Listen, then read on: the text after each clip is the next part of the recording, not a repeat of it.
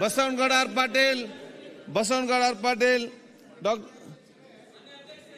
ಬಸವನಗೌಡ ಪಾಟೀಲ್ ಸಚಿವರಲ್ಲಿ 1581ನೇ ಪ್ರಶ್ನೆಯನ್ನ ಕೇಳ ಬಯಸ್ತಾ ಇದ್ದೀನಿ. ಅಧ್ಯಕ್ಷ, ಉತ್ತರವನ್ನು ಒದಗಿಸಲಾಗಿದೆ. ಅಧ್ಯಕ್ಷರೇ, ಇದು ಬಹಳ ಮಹತ್ವದಂತ ಕರ್ನಾಟಕದ 2 ನದಿಗಳು, ಒಂದು ಕಾವೇರಿ ಒಂದು ಕೃಷ್ಣೆ, 2 ಕಣ್ಣಿದ್ದಂಗೆ.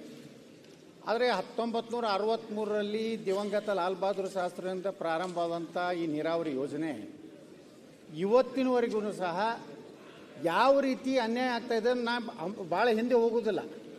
2023-24ರಲ್ಲಿ ಕೃಷ್ಣಾ ಭಾಗ್ಯ ಜಲನಿಗಮಕ್ಕೆ 5062 ಕೋಟಿ ರೂಪಾಯಿಯನ್ನು ಇಟ್ಟಿದ್ದಾರೆ. ಅದರಲ್ಲಿ 6280 ಕೋಟಿ 72 ಲಕ್ಷ ಖರ್ಚು ಮಾಡಿದ್ದಾರೆ. ಅದೇ ರೀತಿ ಕಾವೇರಿ ರಾಜ್ಯದಲ್ಲಿ ಕಾವೇರಿ ನದಿ ಇದೆ, ಅದರಿಂದ ಕೇವಲ 12% ನೀರಾವರಿಯ ಒಂದು ವ್ಯವಸ್ಥೆ ಇದೆ. ಅದ್ರ ಜೊತೆಗೆ ಬೆಂಗಳೂರು ಮಹಾನಗರ ಅಂತ ನಗರಕ್ಕೆ ನೀರು ಕೊಡುವಂಥ.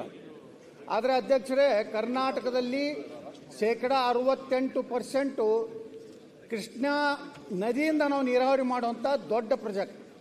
ಆ ದುರ್ದೈವ ಅಂದರೆ ಇಲ್ಲಿವರೆಗೆ ಬಂದ ಎಲ್ಲ ಸರ್ಕಾರಗಳು, ಎಲ್ಲ ರಾಜಕೀಯ ಪಕ್ಷಗಳು ಕೃಷ್ಣೆಯ ಮೇಲೆ ಆನೆ ಅಂತ ಹೇಳಿ ನಮ್ಮ ಎಚ್ ಕೆ ಪಾಟೀಲ್ ಒಂದು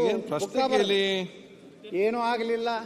ಡಾಕ್ಟರ್ ಜಿ ಪರಮೇಶ್ವರ್ ಅವರು ಅಧ್ಯಕ್ಷರಿದ್ದಾಗ ಕೃಷ್ಣೆ ದಡ ಕೂಡಲ ಸಂಗಮದಲ್ಲಿ ಪ್ರತಿ ವರ್ಷ 10,000 ಕೋಟಿ ರೂಪಾಯಿ ಕೊಡ್ತೀನಿ ಅಂದರು. ಅದು ಏನು ಇಂಪ್ಲಿಮೆಂಟ್ ಆಗಲಿಲ್ಲ. ಇವತ್ತು 68% ನೀರಾವರಿ ಆಗುವಂತ ನೀರಾವರಿಗೆ ಈ ವರ್ಷ ಪ್ರಸಕ್ತ ವರ್ಷ 2024-25 4,580 ಕೋಟಿ ರೂಪಾಯಿ ಇಟ್ಟಿದ್ದಾರೆ ಅಧ್ಯಕ್ಷರೇ. ಅದೇ 12% ನೀರಾವರಿ ಆಗುವಂಥ ಕಾವೇರಿಗೆ, ನಮಗೇನು ಕಾವೇರಿ ಕೊಟ್ಟಿದ್ರ ಬಗ್ಗೆ ನಮ್ಗೆ ವಿರೋಧಿಲ್ಲ, ಅದಕ್ಕೆ ಈ ವರ್ಷ 3,105 ಕೋಟಿ ರೂಪಾಯಿ ಇಟ್ಟಿದ್ದಾರೆ ಅಧ್ಯಕ್ಷರೇ. ಇವತ್ತು 3ನೇ ಹಂತ, ನಾವು 1-2 ಹೇಳೋದಿಲ್ಲ, ಇನ್ನೂ ಅಲ್ಲಿ ಸಾಕಷ್ಟು ನೀರಾವರಿ ಪ್ರದೇಶ ಆಗಿಲ್ಲ. 3ನೇ ಹಂತದಲ್ಲಿ ಇವತ್ತು ಸುಮಾರು ನಾವು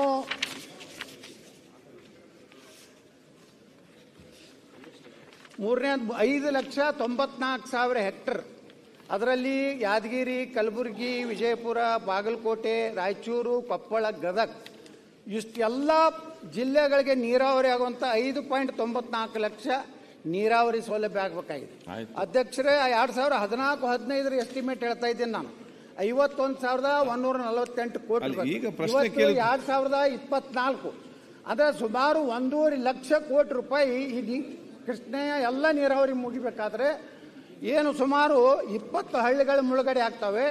ಅದರ ಜೊತೆಗೆ ಅಧ್ಯಕ್ಷರೇ 1,33,867 ಎಕರೆ ಜಮೀನನ್ನ ಭೂಸ್ವಾಧೀನ ಮಾಡ್ಕೋಬೇಕು.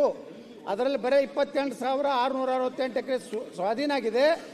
ಕೇವಲ 2,730 ಕೋಟಿ ರೂಪಾಯಿ ಖರ್ಚು ಮಾಡಿದ್ದಾರೆ. 1.5 ಲಕ್ಷ ಕೋಟಿ ರೂಪಾಯಿ ಬೇಕಾದಂಥದ್ದು. ಇದರಲ್ಲಿ 20 ಗ್ರಾಮಗಳು ಮುಳುಗ್ತವೆ, ಸುಮಾರು 75,563 ಕಟ್ಟಡಗಳು. ಈ ರೀತಿ ಒಂದು ದೊಡ್ಡ ಯೋಜನೆಗೆ ಇವತ್ತು ಅಧ್ಯಕ್ಷರೇ ಸರ್ಕಾರ ಇವತ್ತು ಕೇವಲ 4,580 ಕೋಟಿ ರೂಪಾಯಿ ಇಟ್ಟಿದ್ದಾರೆ. 1.5 ಲಕ್ಷ ಕೋಟಿ ರೂಪಾಯಿ ಯೋಜನೆ ಯಾವಾಗ ಮುಗಿಬೇಕು? ಏನು ಸರ್ಕಾರದ ಯೋಜನೆ? ಇದಕ್ಕೊಂದೇನೋ ಯಾವುದೋ ಒಂದು ಟೈಮ್ ಲಿಮಿಟ್ ಇಲ್ವಾ, ಕಾಲಮಿತಿ ಇಲ್ವಾ? 5 ವರ್ಷ 10 ನೋಡ್ರಿ, 4,000 ಕೋಟಿ ಇನ್ನೂ 100 ವರ್ಷ ಆದ್ರೆ ಕೃಷ್ಣ ಮುಗಿಯುವುದಿಲ್ಲ. ನಮ್ಮ ಕೃಷ್ಣೆಯ ಪಾಲನ್ನ ನಾವು ಉಪಯೋಗ ಹಾಕೋ, ಯಾಕಂದ್ರೆ ಅಧ್ಯಕ್ಷರು ತುಮಕೂರುವರೆಗೆ ನೀರಾವರಿ ಮಾಡುವಂತ ಯೋಜನೆ. ಅದಕ್ಕೆ ದಯವಿಟ್ಟು ಸರ್ಕಾರ ಇದರ ಬಗ್ಗೆ ಏನು ಮಾಸ್ಟರ್ ಪ್ಲಾನ್ ಮಾಡಿದೆ, ಆಕ್ಷನ್ ಪ್ಲಾನ್ ಮಾಡಿದೆ ಅಂತ ಕೇಳ್ತಾ ಇದ್ದೇನೆ. ಅಧ್ಯಕ್ಷರೇ,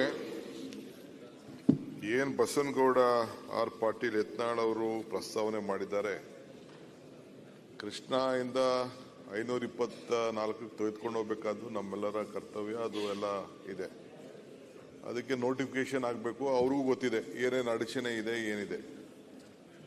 ಹಣ ಜಾಸ್ತಿ ಒದಗಿಸ್ಕೊಡ್ಬೇಕು. ಹಣ ಜಾಸ್ತಿ ಒದಗಿಸ್ಕೊಟ್ರೆ ಏನಾರು ಒಂದು ಆಗ್ತದೆ. ಅದು ನಮ್ಮ ಸರ್ಕಾರದ ಮಿತಿಯಲ್ಲಿ ಕೆಲವೆಲ್ಲ ಮಾಡಿದ್ದೇವೆ, ಇನ್ನು ಮುಂದಕ್ಕೂ ಮಾಡ್ತೇವೆ ಅಂತೇಳಿ ನಾವು ಕೂಡ ಅದಕ್ಕೆ ಬದ್ಧತೆ ಇದೆ. ಒಂದು ಮೇಜರ್ ಪ್ರಾಬ್ಲಮ್ ನನಗೇನು, ಈ ಇಲಾಖೆ ನಾಳೆಲ್ಲ ಕರೆದಿದ್ದೀನಿ, ಇವತ್ತು ನಾಳೆನೆಲ್ಲ ಕರೆದಿದ್ದೀನಿ, ಇವನ್ನೆಲ್ಲ ಒಂದು ಏನಾಗ್ತಾ ಇದೆ ಅಂತ ಮನೆ ಗಮನಕ್ಕೆ ನಮ್ಮ MLAಸ್ಗೂ ತಿಳಿಸ್ಲಿಕ್ಕೆ ಬಯಸ್ತೀನಿ ಮತ್ತು ವಿರೋಧ ಪಕ್ಷದ ಎಲ್ಲರಿಗೂ ಬಯಸ್ತೀನಿ. ನನಗೆ ರಿವ್ಯೂ ಮಾಡಕ್ ನೋಡ್ತಾ ಇದ್ರೆ ನನಗೆ ಸ್ವಲ್ಪ ಗಾಬರಿ ಆಗ್ತಾ ಇದೆ.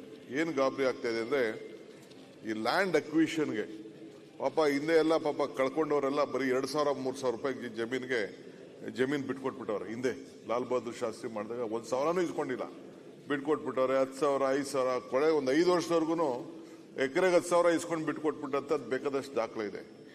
ಈಗೆಲ್ಲ ಒಂದು ದೊಡ್ಡ ಕಾರ್ಟೆಲ್ ಆಗ್ಬಿಟ್ಟಂಗೆ ಕಾಣ್ತಾ ಇದೆ ನನಗೆ. ಇದ್ರ ಬಗ್ಗೆ ನಾನು ಸದ್ಯದಲ್ಲೇ ನಮ್ಮ ಲಾ ಮಿನಿಸ್ಟ್ರು, ನಮ್ಮ ಇರಿಗೇಷನ್, ನಮ್ಮ ಇವರು ರೆವಿನ್ಯೂ ಮಿನಿಸ್ಟ್ರು, ಯಾಕೆಂದ್ರೆ ರೆವಿನ್ಯೂ ಮಿನಿಸ್ಟ್ರು ಅದನ್ನ ರಿಹ್ಯಾಬಿಲಿಟೇಷನ್ಗೆ ದುಡ್ಡು ಮಾಡೋದು ಅವರು ನೋಡ್ತಾರೆ.